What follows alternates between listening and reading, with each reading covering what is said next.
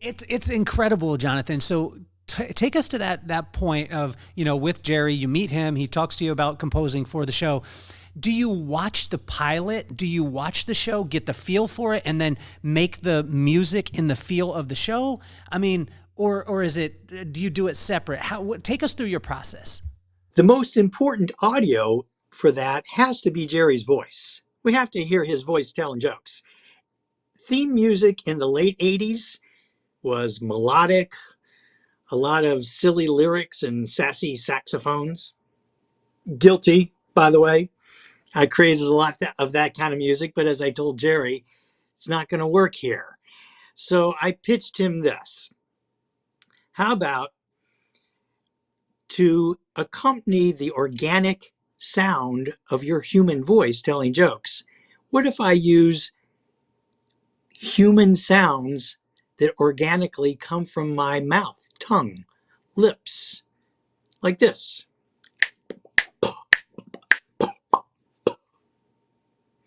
And I had his attention. As you know, Kelly, there's a point at every pitch meeting where you got to grab their attention. There's a moment where you got to put the go button in front of them and say, push the button. And that was the moment for Jerry who went, wow, that's wild. Because at the time, sampling technology was in its infancy. Nobody was really using it for practical purposes yet. There was, singing cats and things like that. But I really wanted to put it to use by sampling my tongue and lips. So I said, come on over, Jerry. It was a Saturday. I was alone at my office. And he came over and brought video of his stand up. And I built this little piece of music, starting with that percolating rhythm, that percussion, the mouth percussion that blended well with his voice. I noticed that his delivery, like a good rapper or storyteller, has a meter, a patter to the way they deliver. You probably use that technique when you're doing public speaking. I do. And I noticed that his comedy had a certain meter to it. And I put a clock on it in my head. It was about 110. And I said, okay, that's going to be the tempo of the Seinfeld theme music, your tempo. And the slap bass that has grown into the prominent identifying signature for Seinfeld, I use that kind of like punctuation for his jokes. Like in old vaudeville, the drummer would hit rim shots after a joke so the audience would know when to laugh.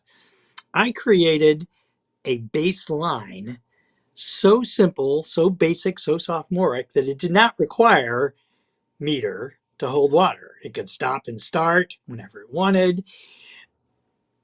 And in that way, I could weave the bass lines in and out of his jokes in his monologues to punctuate and to build along with his monologue.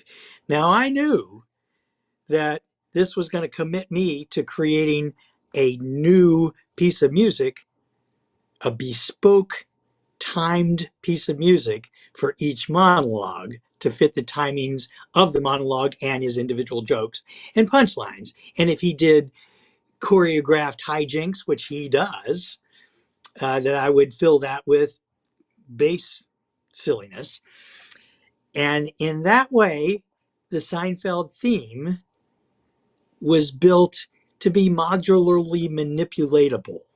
The architecture of it was open so that I could fit it to each monologue. At the time, there were only 4 episodes. This was not a hit show. 4 episodes is an insult. It's not really a job, but he's a friend of George Wallace. So, of course, I'll do your 4 episodes and I'll create special music for each of those monologues.